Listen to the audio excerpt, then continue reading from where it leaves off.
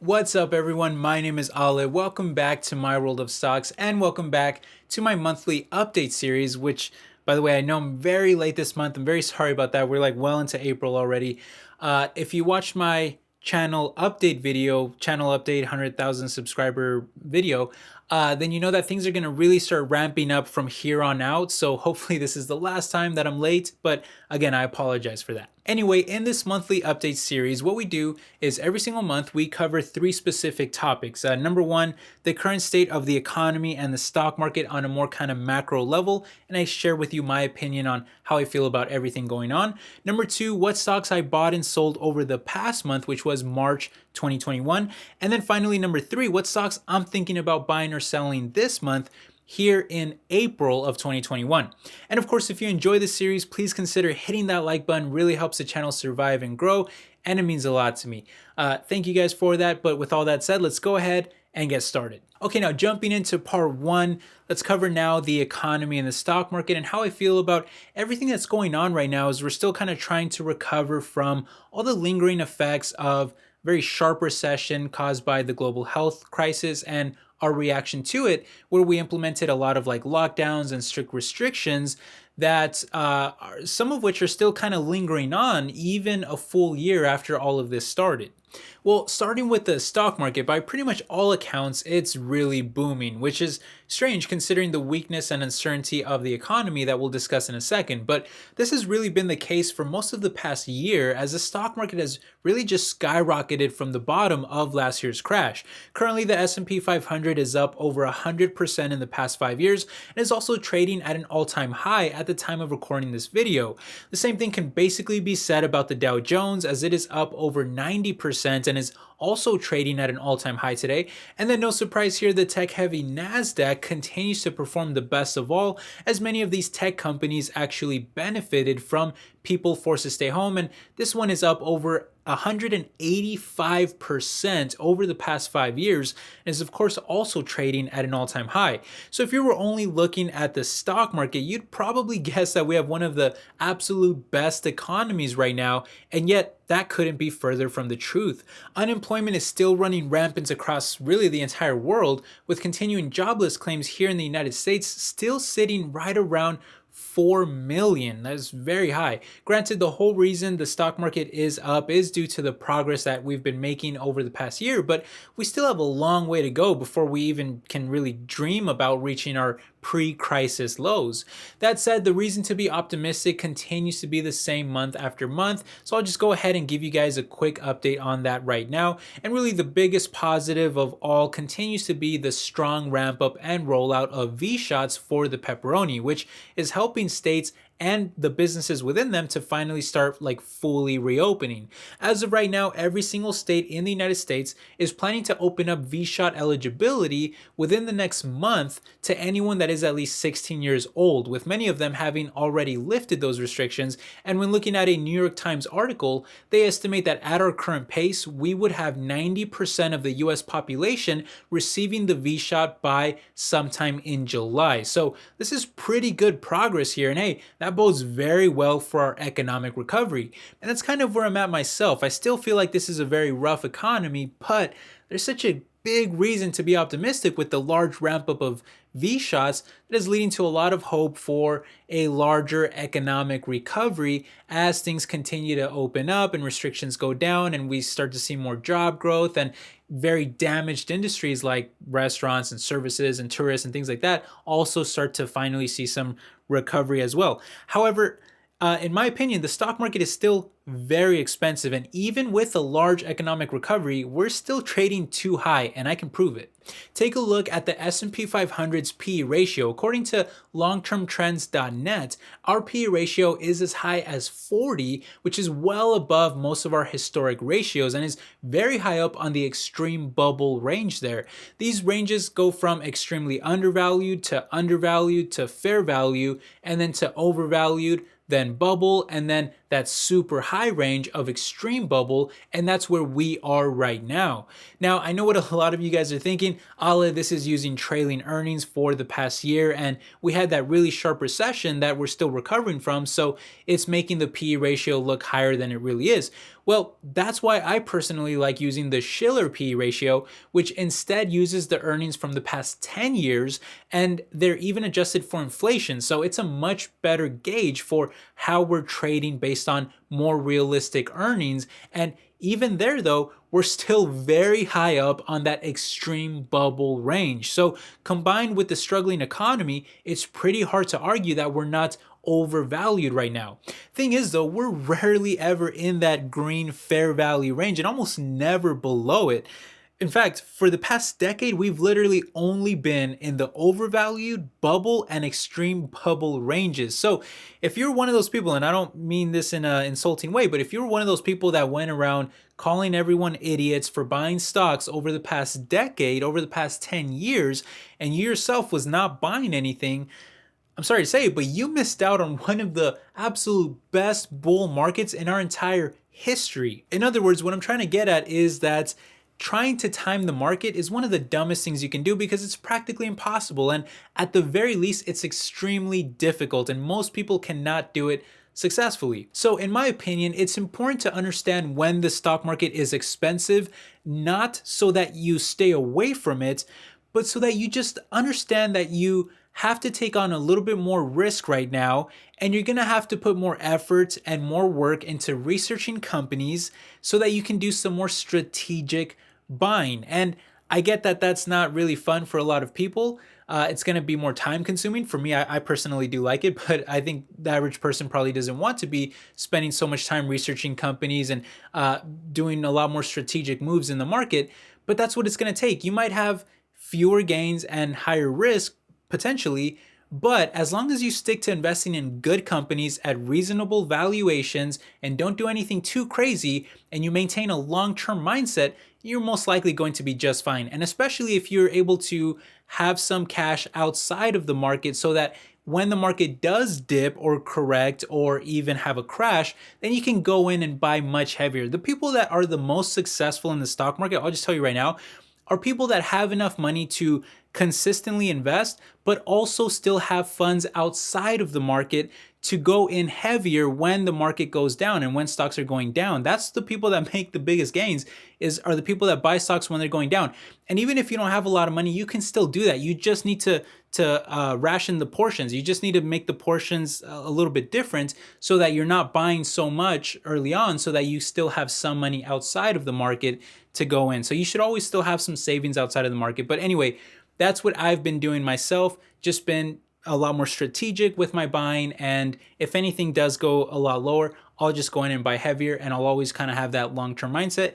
And I really think I'll be totally just fine over the long term. Okay, now with that said, let's move on now to part 2 and talk about which stocks I bought or sold last month, which was March 2021.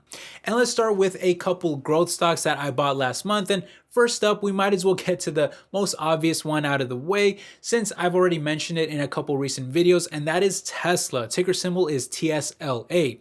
And like other stocks, I purchased these shares on a few different days, but I really started buying in the $600 range. And then when it dropped down even more to the $500 range, I was like, yeah, that's way too low. I gotta keep buying here. So I went ahead and picked up some more shares. Now keep in mind, Tesla has actually climbed to be my #1 largest stock in my entire portfolio already. So I really shouldn't be buying any more at this time, but I just couldn't resist last month as the stock was just so low. Now it did climb back up since then and is now in the 700 range, which is a bit too high for me since it's already such a large position for me. So I probably won't be buying any more at this time unless it was to dip back down to those $600 or even like $500 ranges. But it's still, of course, a stock that I absolutely want to hold super long term. And I won't go into all the reasons why because I've already made countless videos on that. But just to give you guys like a little update on any new news with Tesla, they did just release delivery numbers.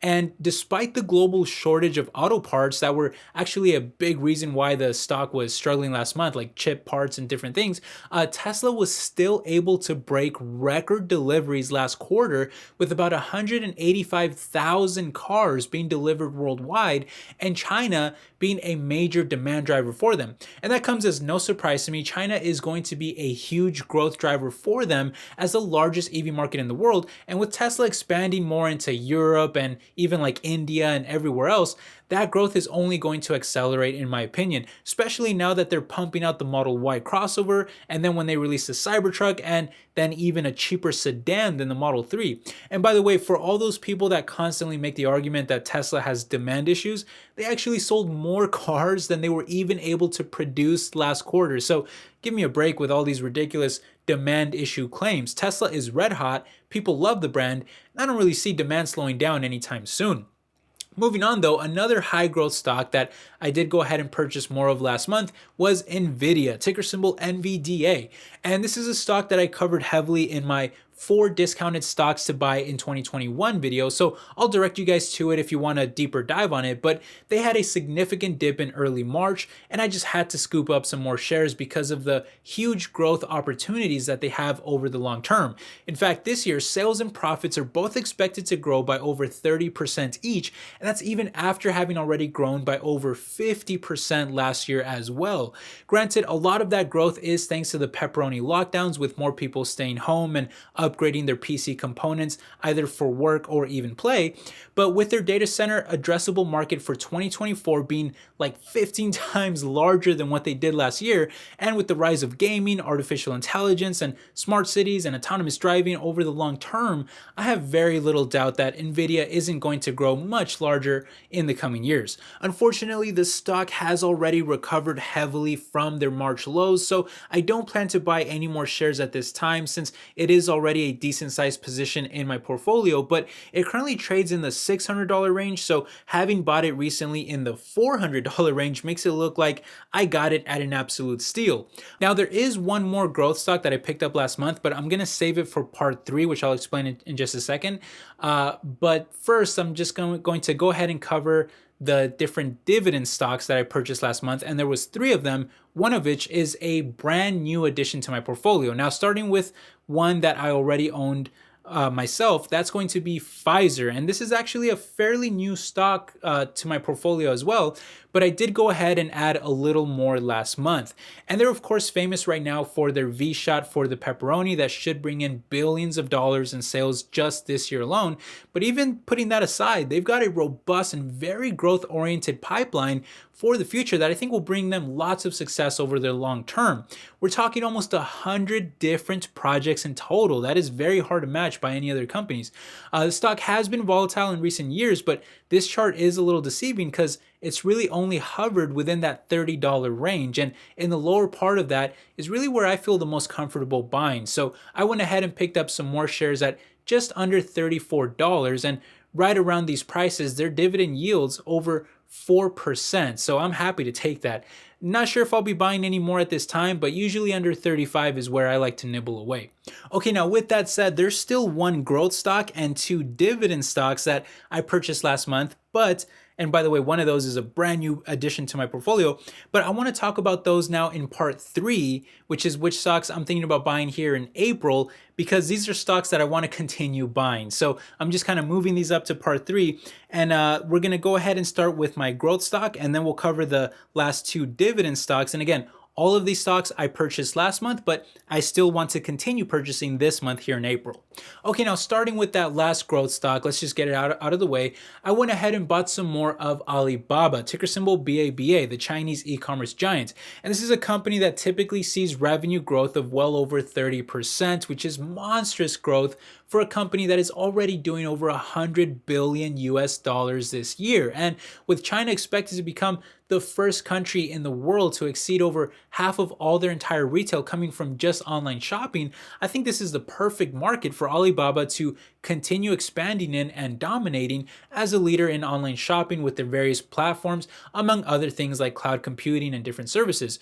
By the way, to give you some context, the United States is only in 6th place at just about 15% of their retail being online. So you get the idea of just how much of an opportunity a company like Alibaba gets in a market like China. Now that said, it wouldn't really mean anything if the stock wasn't fairly priced, but I think right now they're trading at a really good price range as they are currently down almost 30% from their highs, which is mostly due to regulatory concerns in China that in my opinion will mostly be ignored over time. although that's just my opinion, and Chinese stocks do in fact carry a lot of other risks, so you should be very careful if you're considering it. I'm willing to take the risk though, so I went ahead and picked up some more shares last month at about $235, which isn't a lot less than where the stock is trading for today, so I've already started to buy some more shares here in April.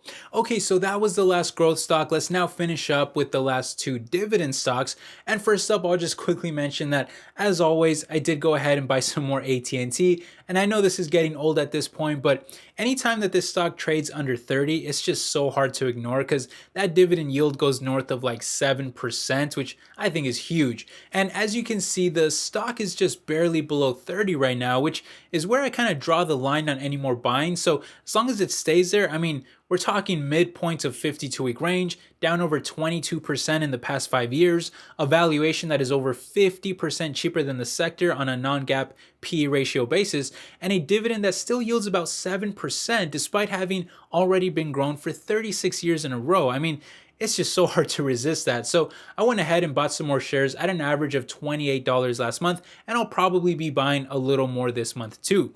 Obviously, it's not a company without its problems, but I've covered those in previous videos and outlined why I think that they can still overcome them, so I recommend watching those videos if you're at all interested. Okay, and finally finishing up here with the last stock of the video, and the only one that is a brand new addition to my portfolio, that's going to be the pharmaceutical giant Merck, ticker symbol MRK. This is a company behind the drug Keytruda that is estimated to bring in over $20 billion by 2025, and that's in addition to a large pipeline of over 30 different programs in phase 2 and 25 different programs in phase 3 trials, some of which are actually for treating the pepperoni. Meanwhile, sales are expected to grow by 9% this year, and then profits by EPS should see a double-digit percentage of growth both this year and the next as well. So despite this being an already very large and very well established pharmaceutical giant, they're still growing at some very healthy rates. And given that the stock is still trading near the bottom of the 52-week range, which is around 50% cheaper than the sector, I went ahead and bought into the stock last month at just under $75. Pretty good price, as the dividend currently yields over 3%, while the payout ratio is still pretty low at less than 40%. So it's probably safe to say that I'll be buying a little bit more here throughout April as well, especially if we see any dips. Okay, so I think that just about does it for this video. I hope you guys enjoyed it. Let me know what you think about all the stocks I mentioned down below. Are there any stocks that you're also buying or thinking about buying? And if there's any stocks that you think I should be buying instead of the ones that I am buying, leave them down below. Maybe I'll make a video on them in the future as well. But anyway, thanks again for all the support, guys. Thank you for watching the video. It means so much to me. I hope you're all doing well out there, and I'll catch you in the next one. Take care. Bye-bye.